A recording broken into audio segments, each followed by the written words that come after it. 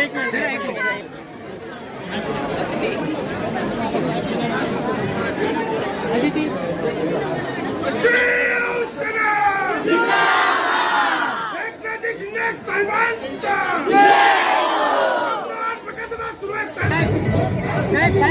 सांगायला विसरलो की पक्ष नेता झालो, मुख्यमंत्री झालो, उपमुख्यमंत्री, लाडका भाऊ, ही सगळ्यात मोठी ओळख मला मिळाली आहे. योजना कधीही बंद होणार.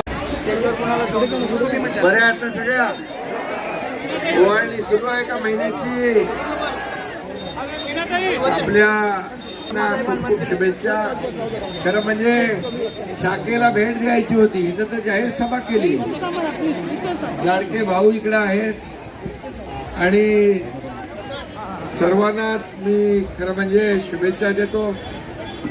प्रकाश आपला पुजारी आणि आपले लोकप्रिय आमदार प्रकाश सुर्वे आणि सब महिला आघाडी, युवा सेना, सगळ्यांचं मनापासून मी स्वागत करतो. इथं आपले इतर भाषिक पण आहेत सगळे. शाखा भेटीला एवढी गर्दी आहे तर जाहीर सभेला किती असेल. आणि 5 वाजल्यापासून तुम्ही थांबलेला, तुम्हाला मी मनापासून धन्यवाद देतो, मनापासून आपले आभार मानतो. आता काल परवाच निवडणूक जाहीर झाली आहे आणि सुपारी फुटली आहे, लगीनघाई सुरू झाली आहे आणि आपण सगळे कामाला लागलेला आहात. मी एवढंच आपल्याला सांगतो की जेव्हा मी मुख्यमंत्री होतो तेव्हा 2.5 वर्षात जे काय काम झालं मुंबईकरांना माहीत आहे. आता त्याच्यानंतर आमची दुसरी इनिंग देवेंद्रजी मुख्यमंत्री आणि आमची टीम या ठिकाणी काम करते आहे.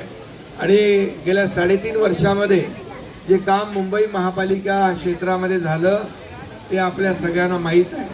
आणि म्हणून या भागातला जो घरांचा विषय आहे वन खात्याने घेतलेला आहे, वन खात्यातल्या लोकांना कुठेही बेघर वाऱ्यावर सोडलं जाणार नाही.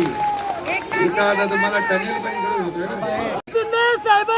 मुंबईमध्ये कॉन्क्रीटचे रस्ते असतील, मुंबईमध्ये इतर सोयी सुविधा असतील, या सगळ्या सोयी सुविधा गेल्या 3.5 वर्षामध्ये आपण या मुंबईसाठी, याचबरोबर क्लस्टर SRAच्या रखडलेल्या योजना ज्या आहेत, घरांचं स्वप्न असतं प्रत्येकाचं आणि म्हणून घरांचं स्वप्न पूर्ण करण्याचं काम आपण करतोय. आणि मी या अधिवेशनामध्ये देखील अनेक निर्णय आपण घेतले. पागडी मुक्त मुंबई करण्याचा देखील मोठा निर्णय घेतला, OC देण्याचा निर्णय घेतला, अनेक निर्णय, संजय गांधी उद्यानामधल्या लोकांचा विषय घेतला आहे. त्यामुळे आपण सगळ्यांनी चिंता करू नका.